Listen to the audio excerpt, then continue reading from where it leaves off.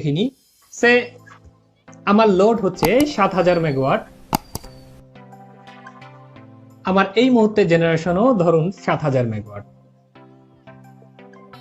তখন ফ্রিকোয়েন্সি হচ্ছে কত? 50.00 হার্টজ। তো কখনো যদি এমন হয় যে আপনি এসিটা ছাড়লেন, উফ গরম লাগছে, এসিটা ছেড়ে একটু হাওয়া খাই, খাওয়ার পরে কিছুক্ষণ পরে চিন্তা করলেন যে বন্ধ করে দিই। তো কিছুক্ষণ আগে দেখুন আপনি এই যে জাতীয় গ্রিডের সিস্টেম থেকে যে লোড নিচ্ছিলেন, এখন কিন্তু সেটি নিচ্ছেন না, মানে বন্ধ করে দিচ্ছেন। তা আপনি এই যে এসি অন করলেন, অন করার আগে কি বিদ্যুৎ অফিসে ফোন করেছেন যে ভাই আমার একটা এসি চালাবো, আমি একটা এসি চালাতে চাচ্ছি, আপনি আমাকে কষ্ট করে এত লোড ডিমান্ড আমার জন্য লিখে রাখেন? কিংবা যখন বন্ধ করছেন, টিভিটা ঠাস করে বন্ধ করে দিলেন, এসিটা ঠাস করে বন্ধ করে দিলেন, কিন্তু আপনি কি জাতীয় গ্রিডকে বলেছেন? আপনি কি বিদ্যুৎ অফিসে বলেছেন যে আমি এত একটা এসি বন্ধ করে দিচ্ছি, একটা টিভি বন্ধ করে দিচ্ছি? বলেন। এবং এটা পসিবলও না যে প্রতি জায়গা থেকে ফোন করে এইভাবে বলা, এটা রিয়েলিস্টিক কিছু না। তাহলে এই যে কিছুক্ষণ আগে আপনার কারণে আমি করেছি কি 7000 মেগাওয়াট, এই জেনারেশন প্ল্যানগুলোকে করেছি কি চালু করে দিয়েছি, যে 7000 মেগাওয়াট জেনারেশন প্ল্যান আপনারা চালু হয়ে, যে আমার এই মুহূর্তে গ্রাহকেরা 7000 মেগাওয়াট চাচ্ছে। তো ধূপ করে আধা ঘন্টার ভিতরে দেখলাম যে আপনারা এই 7000 আর 7000 থাকলেন না, হয়ে গেলেন কি, এই লোড হয়ে গেল 6500। কেন হয়ে গেল? আপনারা তো ফোন করে বলেন নাই যে আমি এসিটা ছাড়ছিলাম আবার বন্ধ করে দিছি, আমি যে টিভি ছাড়ছি আবার বন্ধ করে দিছি, বলেন নাই তো। তাহলে আপনাদের কিছুক্ষণ আগে আমি দেখলাম 7000 চাহিদা, এখন আবার দেখছি কত? 6500 চাহিদা। তাহলে এই যে 500 মেগাওয়াট ধূপ করে বন্ধ হয়ে গেল, তাহলে এই 500 মেগাওয়াট আমি তো জেনারেশন প্ল্যান চালায় রাখছি কততে? 7000-এ। তো কি হবে? আমার 500 মেগাওয়াট কে নিবে? লস। এটা ইনস্ট্যান্ট লস, একদম সরকারের লস। বিশ্বাস করুন আর নাই করুন, এই যে 500 মেগাওয়াট বাড়তি জেনারেশন করার কারণে সরকারের লাখ লাখ কোটি কোটি টাকা সেকেন্ডে লস হয়ে যাচ্ছে।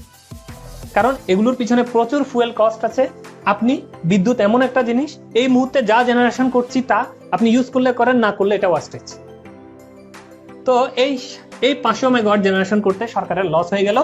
ওই মুহূর্তে আমরা যদি ফ্রিকোয়েন্সি দেখি, দেখলাম 50.7 বা 50.8, অর্থাৎ কখনো যদি ফ্রিকোয়েন্সি 50 হার্টজের উপরে দেখায়, এর অর্থ হচ্ছে যে আপনার এই মুহূর্তে জেনারেশনটা কি অনেক বেশি, কার তুলনায়? লোডের তুলনায়।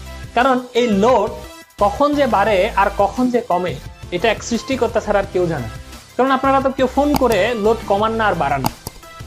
এই জন্যই আমাদের মূল সমস্যাটা এটা আগে বুঝতে হবে। কারণ ভিতর থেকে আপনারা যদি রোগ না বুঝেন, তাহলে আজীবনেই বিদ্যুৎ অফিসকে গালি দিবেন, আজীবনেই বলবেন যে লোডশেডিং এই সেই সমস্যা।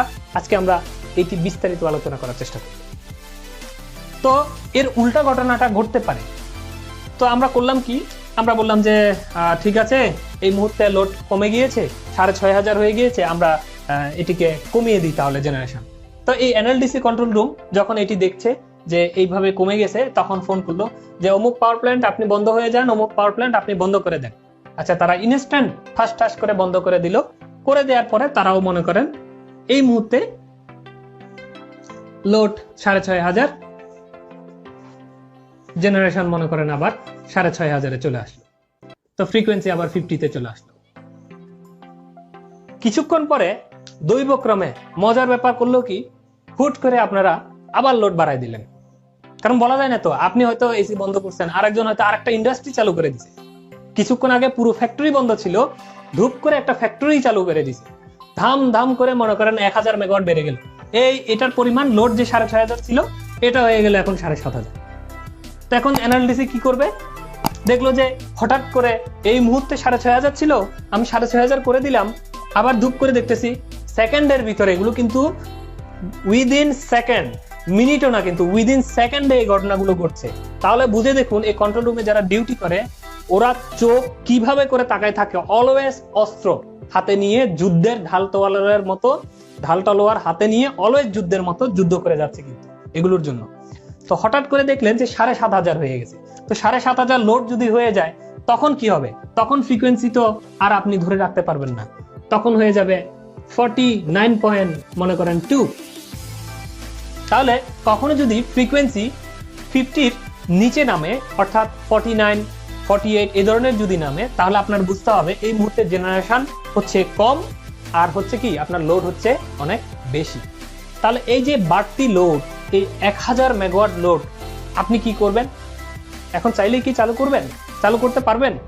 আসলে চাইলে চালু করা যায় না। এই টপিকসটাই হচ্ছে মূল কথা, যে আমরা যে ভাবি যে হ্যাঁ ঠিক আছে 7500 হয়ে গেছে, তাহলে ওকে আবার চালু করে দেন, আবার 7500 হয়ে যাক। বাংলাদেশের ইনস্টল ক্যাপাসিটি তো অনেক বেশি, প্রায় 20,000 21,000 হয়ে গেল, তো তাহলে আপনি এত পাওয়ার প্ল্যান্ট বসে আছে তো চালু করে দেন।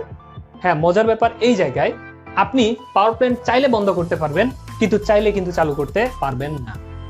তার কারণ এক একটা বড় মানের পাওয়ার প্ল্যান্ট চালু হতে মিনিমাম আধা ঘন্টা থেকে 1 ঘন্টা সময় প্রয়োজন। কত বলেছি আমি? আধা ঘন্টা থেকে 1 ঘন্টা সময় লাগে একটা পাওয়ার প্ল্যান্ট চালু করতে। তো তাহলে এই যে আপনি যে ধাপ করে 7500 হয়ে গেলেন, তো আপনি তো আমাকে ফোন করে বলেন না রে ভাই আমি যে বেড়ে যাচ্ছি, কিন্তু করলেন কি এই 7500 কে মেকআপ করার জন্য এখন পাওয়ার প্ল্যান্ট আমার চালু করতে হবে। তাহলে পাওয়ার প্ল্যান্ট ফোন করা হলো এনএলডিসি থেকে যে লোড বেড়ে গেছে, আপনি চালু হয়ে যান। চালু হয়ে যান বললেই সময় লাগবে কত? তার আধা ঘন্টা মিনিমাম থেকে 1 ঘন্টা। তাহলে আধা ঘন্টা থেকে 1 ঘন্টা এইভাবে চলবে? এইভাবে যদি চলে তাহলে অসুবিধা কি? হ্যাঁ, এইভাবে চললে অসুবিধা আছে। এই লোয়ার ফ্রিকোয়েন্সিতে যদি চলে, দেখা যাচ্ছে এই 7500 যদি কোনো কারণে আরো বেড়ে 7800 বা 7900 এই ধরনের যদি হয়ে যায়, তখন ফ্রিকোয়েন্সি কি হবে? আরো কমবে না? এভাবে আরো কমে যাবে না? এই ফ্রিকোয়েন্সি যদি কমতে কমতে 48.6 এর নিচে নেমে যায়, তখন আন্ডার ফ্রিকোয়েন্সি জনিত কারণে এই সারা বাংলাদেশের যতগুলো জেনারেশন, এই যে 6500 যে জেনারেশন ছিল, এই যে জেনারেশন প্ল্যান্টগুলো ট্রিপ করে যাবে। আর যদি কোনোটা ট্রিপ না করে, সে বুমের মতো ব্লাস্ট হয়ে যাবে, তার বিয়ারিং টিয়ারিং ছুটে যাবে মাইলকে মাইল দূরে। অর্থাৎ এগুলো পার্মানেন্টলি ড্যামেজ হয়ে যাবে, যেটি ঠিক করতে প্রায় 2 থেকে 3 বছর সময় লাগবে। তাহলে হয় ট্রিপ করবে, আর যদি ট্রিপ না করে কোনোটা, সেটি বাস্ট হয়ে যাবে। তাহলে আপনি চান দেশের এত বড় পাওয়ার প্ল্যান্ট গুলো বাস্ট হয়ে যাক, নষ্ট হয়ে যাক, ট্রিপ করে বন্ধ হয়ে যাক? আর যদি একটা পাওয়ার প্ল্যান্ট এখান থেকে ট্রিপ করে, এই মুহূর্তে মনে করেন এমনিতেই শর্টেজ চলতেছে, আমরা এই ভিউটা দেখবো যে 7800 এই মুহূর্তে এমনিতেই আমার জেনারেশন কম, ওই মুহূর্তে যদি 200 মেগাওয়াটের একটা প্ল্যান্টও যদি ট্রিপ করে বন্ধ হয়ে যায়, তাহলে জেনারেশন কি হয়ে গেল? আরো কমে গেল। তাহলে ফ্রিকোয়েন্সি কি হয়ে যাবে? আরো নেমে যাবে। নেমে যাওয়ার সাথে সাথে দাম যতজন আছে সব বন্ধ হয়ে যাবে। একেই বলে ব্ল্যাক আউট, মানে সারা বাংলাদেশ তখন বিদ্যুৎ বিহীন হয়ে যাবে। তো একবার যদি দেশ এইভাবে ব্ল্যাক আউট হয়ে যায়, তাকে পুনরায় রিস্টোর করা, মানে নতুন করে আবার চালু করা দেশের বিদ্যুৎ ব্যবস্থা, প্রায় 16 থেকে 17 ঘন্টার একটা কাজ। হয়তো অনেক সময় 16-17 ঘন্টায়ও সেটি পারা যায় না। তাহলে এটি 2014 সালে খুব সম্ভবত একবার হয়েছিল, এইভাবে ব্ল্যাকআউট হয়েছিল সারা বাংলাদেশ। তো আমরা চাই না যে এই ধরনের ব্ল্যাকআউট হোক। আর এই যে পাওয়ার প্ল্যান্ট গুলো ইনস্ট্যান্ট যে চালু হতে পারলো না, ওই যে ইমার্জেন্সি মোমেন্ট, ওই ইমার্জেন্সি মোমেন্টে আমরা করি কি? তখন 7500 ছিল আমি যখন দেখাই সিনারিওটা, তখন ইমার্জেন্সি মোমেন্টে আমরা করি কি? এখান থেকে 500 মেগাওয়াট লোড কমিয়ে রাখি। ওই পাওয়ার প্ল্যান্ট গুলো যতক্ষণ না অন হচ্ছে, ওই টাইমের ভিতরে আমরা করি কি? এই 500 মেগাওয়াট লোড কমিয়ে রাখি। আমরা বলি যে প্রত্যন্ত গ্রাম অঞ্চল বা কম গুরুত্বপূর্ণ এরিয়াগুলোতে ফোন করি, লোকাল এই যে কন্ট্রোল রুম থাকে, কন্ট্রোল রুমে আমরা ফোন করি যে এনএলডিসি থেকে, যে আপনি আপনার ওখান থেকে 200 মেগাওয়াট বা আপনার ওখান থেকে 50 মেগাওয়াট, এভাবে করে সারা বাংলাদেশে আমরা শিডিউল করে দিই কোথায় কত মেগাওয়াট আপাতত এই পাওয়ার প্ল্যান্ট গুলো জেনারেশনে না আসা পর্যন্ত বন্ধ রাখবে। তো এই শিডিউল গুলো করে দেওয়ার পরে তখন করে কি? আমরা কিছু কিছু জায়গায় লোডশেডিং হয় আধা ঘন্টা 1 ঘন্টার জন্য। এই আধা ঘন্টা 1 ঘন্টার জন্য লোডশেডিং যদি না করা হতো, তাহলে দেশের অপূরণীয় ক্ষতি হয়ে যেত, কোটি কোটি টাকার পাওয়ার প্ল্যান্ট ধ্বংস পর্যন্ত হয়ে যেতে পারতো। এই কারণে এই আধা ঘন্টা বা 1 ঘন্টা সময়, অর্থাৎ এই পাওয়ার প্ল্যান্ট গুলো চালু হওয়ার আগ পর্যন্ত যে আমার বিদ্যুৎ গুলোকে ফোর্স বন্ধ করে রাখার, অর্থাৎ এই 500 মেগাওয়াটকে আমরা করছি কি 500 টাকা কমিয়ে 7000 করে রেখেছি। দ্যাট মিনস এই যে ফোর্সলি কিছু লোডকে যে কমিয়ে রাখার যে সিস্টেম, এটি হচ্ছে মূলত লোডশেডিং। এবং লোডশেডিং আসলেই কিন্তু আপনার আমার জন্য সাময়িক কষ্টের হলেও এই দেশের স্বার্থে, অর্থাৎ এই টোটাল যে জাতীয় বিদ্যুৎ ব্যবস্থা যদি চিন্তা করেন, এই জাতীয় বিদ্যুৎ ব্যবস্থার স্বার্থে খুবই খুবই গুরুত্বপূর্ণ একটি জিনিস। এবং এটি যদি না করা হয়, সেই ক্ষেত্রে আমি বললাম যে কি পরিমাণ ক্ষতির সম্মুখীন আমরা হব, সেটি আমরা হয়তো অনুমান করতে পারি।